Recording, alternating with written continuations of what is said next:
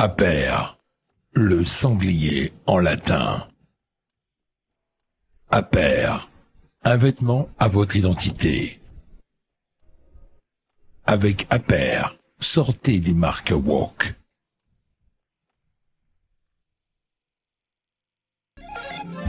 Un café, s'il vous plaît.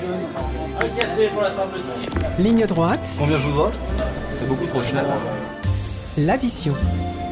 Je sais pas pourquoi je me fais toujours avoir avec l'addition, non? Bah je sais Souvent, pas, pourtant on répète, on vous le répète, je Ça sais fait pas, un an, mais c'est les filles ça comprend pas vite. Merci. Allez, on accueille Alice Cordier, bonjour. Bonjour Maud Koffler. Merci beaucoup d'être avec nous ce matin. Et Mathilda, bonjour. Vous êtes porte-parole de Némésis, Alice Cordier, directrice hein, Oui, directrice. du collectif Némésis. Je vous propose de commencer. Alors bien sûr, on va parler féminisme aujourd'hui et néo-féminisme. Je propose peut-être de commencer avec cette agression subie par l'une des militantes de votre collectif, Yona. Qu'est-ce qui s'est passé ? Donc Yona, il faut savoir qu'elle habite Besançon, qui n'est pas une ville immense. Donc dès que vous êtes militant et que vous vivez dans une ville moyenne, rapidement vous pouvez être sujet à un certain nombre de violences. En tout cas, vous êtes plus facilement identifiable et on vous retrouve plus facilement. Et donc Yona, elle a l'habitude de, comme beaucoup de jeunes filles, de sortir en soirée avec ses amis. Et elle va fréquemment dans la même enseigne. Et il s'avère que samedi soir, elle a été prise à partie par une femme d'une 50aine d'années, visiblement en état d'ivresse, visiblement très à gauche, Oui. et qui n'a pas apprécié la présence physique de Yona dans ce bar-là. Donc elle a été d'abord prise à partie, donc Yona était en train de danser, rien de bien choquant, et la femme s'est approchée d'elle de façon violente, puisqu'elle est rentrée vraiment dans son champ privé, elle était très proche physiquement, en l'abordant, lui demandant si elle était de Némésis, ce à quoi Yona a répondu oui, qu'elle était responsable de la section de Besançon. Et s'en est suivi un discours assez lunaire, honnêtement, où on sentait bien l'alcool dans les paroles de la femme, qui lui disait qu'elle allait dégager. En même temps, elle la tenait pour pas que Yona parte. Elle l'a insultée de connasse, de fasciste de merde. Elle a pris à partie les autres clients en fait du bar en disant regardez, c'est une fasciste de Némésis, etc. Enfin bref, une scène assez pitoyable en plus, puisque le bar, elle est pas, c'était juste une cliente. Et quand bien même, d'ailleurs, ça aurait été une responsable du bar, ça aurait été d'autant scandaleux. Mais le patron de l'enseigne a dit à Yona qu'il n'y avait aucun souci, que lui ne voyait pas, que lui, tout le monde était le bienvenu dans son établissement. Donc c'était vraiment une démarche unilatérale de la part d'une femme visiblement en état d'ivresse qui a pris à partie une jeune fille de 20 ans de façon assez violente. Et je trouve ça assez représentatif parce que, vous voyez, je suis pas sûre que à l'inverse, ça fasse qu'il y ait ce genre de phénomène à se passer. Ou alors, il y aurait eu des retombées médiatiques énormes. Oui. Alors là, il y a eu des retombées médiatiques. Je dis pas, vous en parlez, on en parle ce matin. Oui. Le JDD en a parlé. Donc, il y a eu quand même une prise de conscience à ce niveau-là. Mais imaginez à l'inverse une personne d'une 50aine d'années en état d'ivresse qui aurait pris à partie un militant d'extrême gauche de 20 ans. Je pense que là, pour le coup, ça aurait fait vraiment un buzz médiatique bien plus important, d'autant qu'il y avait des vidéos, les vidéos ont été diffusées. D'accord, oui, en plus. Yona a annoncé qu'elle porterait plainte Oui. contre cette femme. Est-ce que ça vous est déjà arrivé, vous, d'être... j'imagine que oui, d'être attaquée, agressée comme ça, alors que vous sortiez dans un bar, dans une boîte Oui, tout à fait. Alors, ça m'est arrivé à plusieurs reprises. Après, on adapte aussi sa vie par rapport à ça. Mais moi, j'ai l'avantage ici d'habiter Paris, qui est une très grande ville. Donc, rapidement, vous êtes moins confrontés aussi. Il y a beaucoup plus d'établissements, beaucoup plus de quartiers. Donc, en fait, finalement, c'est presque plus simple pour nous quand on habite Paris. Le courage de Yona est d'autant plus fort, je trouve, parce que quand on est identifiable dans une petite ville et qui plus est, elle s'affiche physiquement, elle a déjà été victime de la part de militants d'extrême gauche locaux de pression, donc je trouve qu'elle a vraiment du mérite de rester. Et donc oui, ça m'est déjà arrivé, mais plus à des sorties de train, où en fait j'étais reconnue dans le train et donc à la sortie j'avais le droit à un petit cortège d'accueil.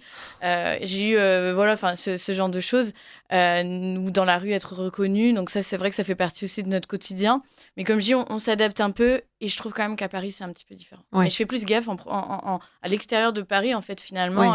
Vous en adaptez région. vraiment à ça. Mathilda, est-ce que ça vous est déjà arrivé, vous aussi, de vous faire d'être reconnue ou simplement d'être agressée de cette façon? Alors, d'être reconnu, oui, heureusement. Généralement, c'est quand même plutôt les gens qui nous apprécient, en fait, qui viennent on peut nous en voir, parler en aussi. tout cas, qui osent venir nous voir.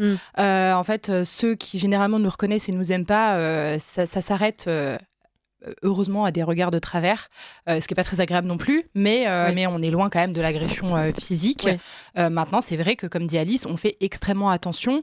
Moi, je fais très attention en rentrant chez moi. Je vérifie si je suis pas suivie, si je fais attention aussi aux photos que je publie sur les réseaux sociaux parce que j'ai pas envie qu'on sache précisément où j'habite. Je me dis que c'est toujours un petit peu risqué en fait vu les menaces qu'on reçoit parce qu'on reçoit beaucoup de menaces. Alors après, c'est des gens derrière un écran, mais c'est vrai que quand on reçoit, je sais où t'habites, où je vais trouver où t'habites, et voilà, c'est Beaucoup quand même, d'intimidation quand même. Exactement, beaucoup d'intimidation, beaucoup de menaces. Donc, on fait toujours très attention. Heureusement, j'ai jamais été confrontée à une agression comme Yona l'a été.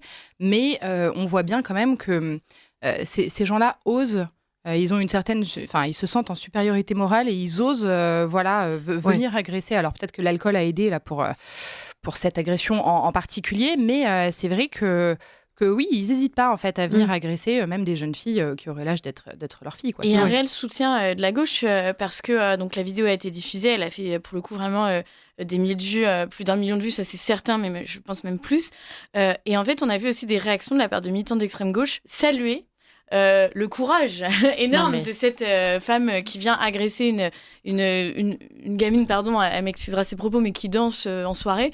Mais réellement, comme si, en fait, ils sont très forts là-dessus, vraiment, de retourner les valeurs en disant elle a combattu la fasciste, il n'y a aucune raison qu'on les laisse, en fait, déambuler aussi tranquillement que ça. Et moi, à chaque fois, il me bluffe. C'est comme l'histoire de ce député qu'on a retrouvé en train d'acheter de la drogue, etc. En fait, à chaque fois, ils arrivent à retourner le truc et à faire preuve ils font vraiment bloc pour vraiment, même jusqu'à la dernière pochetronne qu'on trouve au fin fond du bar de Besançon, et ils vont réussir à dire gloire à cette militante féministe, etc. Féministe, mais pas avec tout le monde. Marie, vous vouliez dire un mot ? Réagir au-delà, c'est vrai, des agressions physiques dont on parle en l'occurrence et du fait de vouloir dissuader vraiment les militantes de militer. Il y a aussi le risque, c'est vrai, de perdre ses proches en militant. Comment ne pas baisser les bras aujourd'hui en continuant de militer? Donc chez Némésis, quel message on peut faire passer aujourd'hui aux jeunes filles qui pourraient être intéressées pour tout de même le faire malgré tous les risques que ça peut engendrer? Bien, déjà, il faut faire attention à sa sécurité, effectivement, en ne dévoilant pas trop de sa vie personnelle, de son entourage, de sa famille, de là où on habite précisément. Et ensuite, je pense que par rapport aux pressions familiales, heureusement, la parole se libère un petit peu. Alors effectivement, on aura toujours des gens de son entourage qui vont pas être d'accord avec notre combat, mais je pense que c'est essentiel de rappeler que c'est un combat noble et nécessaire et qu'il ne faut pas se laisser intimider par son entourage. Mais en fait, ça, c'est presque quelque chose que chaque femme pourrait appliquer, le fait de faire très attention derrière soi, ce qu'on publie sur les réseaux, être prudent systématiquement. Vous, lorsque vous discutez avec des femmes de votre âge ou même plus jeunes ou plus âgées, est-ce que vous avez le sentiment qu'aujourd'hui, les femmes sont de façon générale encore plus prudentes? On a parlé de l'effet Philippines, par exemple. Vous le constatez, ça? Oui, totalement. Avec la hausse de l'insécurité dans l'espace public, c'est évident que notre fonctionnement change. En fait, qu'on soit connu ou pas, politique ou pas, ça ne change rien pour le coup. En fait, les réflexes que nous, on a, qu'on adopte avec Mathilda ou les filles identifiées, c'est des réflexes comme vous dites si bien que beaucoup de femmes ont. En fait, c'est une sorte de parcours du combattant pour certaines femmes. Alors, pas pour toutes et pas dans tous les quartiers, on ne va pas non plus dramatiser la situation, mais je veux dire, je pense qu'il y a vraiment des réflexes que nos grand-mères, nos mamans n'avaient pas. Dire, c'était très dur pour nous, pour beaucoup de femmes, de transmettre ça à nos parents qui ont toujours eu l'impression qu'on exagérait. Maintenant, aujourd'hui, pour certaines jeunes filles, leur parcours du combattant, ça va être de trouver comment elles s'habillent pour, quand elles savent qu'elles vont devoir aller dans certains quartiers, de vérifier leur trajet pour éviter, là encore, certaines rues, pour éviter de se faire à minima harceler. Ça va être de partager leur localisation auprès de nos proches. Ça, c'est des choses, je veux dire, à l'époque de nos parents, il y avait peut-être moins la question du portable aussi, mais c'est pas quelque chose qu'on aurait fait naturellement. Ça va être de toujours... Il y a même des pages sur les réseaux sociaux qui sont spécialisées dans le conseil de l'insécurité. Vérifier, mais c'est des détails, mais quand vous rentrez le soir, on regarde toujours son ombre, voir s'il n'y a pas une deuxième ombre qui arrive derrière nous.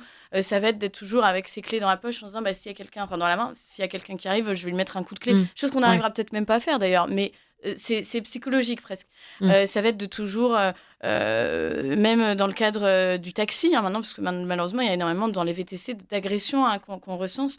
Ça va être d'être parfois au téléphone avec une amie le temps du trajet pour que la personne qui conduit sente qu'elle ne peut pas forcément faire quoi que ce soit avec nous. Donc il y a tout un tas de réflexes que les femmes mettent en place qu'elles n'avaient pas besoin de mettre avant en place. Et oui, ça prouve qu'il y a quand même un sentiment d'être une proie dans l'espace public et de ne plus se sentir en sécurité. Et ça, je trouve ça extrêmement grave. Et chose qui est vraiment... Moi, j'ai découvert l'Europe centrale, l'Europe de l'Est il y a quelques années. Et c'est la première fois quand je me promenais dans la rue que je sentais qu'il n'y avait pas que j'avais pas cette charge mentale de l'insécurité. Et ça, c'est vraiment quelque chose que j'ai découvert en sortant de la France. Et je pense qu'il y a beaucoup de gens aujourd'hui qui n'ont même pas conscience de cette charge mentale que c'est d'être dans l'espace public français. Et c'est en partant dans des pays beaucoup plus safe pour les femmes, mais aussi... tout le monde est victime de la sécurité, pas que les femmes, mais on en reste les premières victimes pour le coup quand même. Et c'est en sortant que moi j'ai découvert à quel point en fait on vivait avec ça en tête. Liselotte Dutreuil. Moi, j'aimerais rebondir sur cette fameuse supériorité morale qu'a évoquée Mathilda. Est-ce que c'est pas quelque chose qu'on devrait s'approprier justement dans notre combat de valeurs ? C'est vrai qu'aujourd'hui, on fait quand même aussi beaucoup face à des gens qui n'osent pas encore assumer leurs idées, qui les sentent pas forcément légitimes, face à une gauche qui, au contraire, a tellement conscience du bien fondé de sa mission et de ses idées que du coup, elle se permet tout. Oui, non, mais totalement. Moi, je pense qu'il faut complètement faire bloc. Je lisais quelque chose d'assez intéressant que disait Mathieu Bock-Côté hier, je crois que c'était dans un autre média, et il expliquait notamment que la stratégie de dédiabolisation du RN, en fait, c'est pas forcément ça qui a marché pour faire monter le RN, c'est peut-être simplement que le contexte a changé et que les gens votent RN parce qu'ils se rendent compte de ce qui se passe dans la rue, pas forcément qu'ils ont moins peur, que le RN fait moins peur. C'est-à-dire que le RN ne fait plus peur parce que la rue fait peur. Je pense que, et je trouve qu'il a raison, et je pense qu'adopter une stratégie à chaque fois de trop,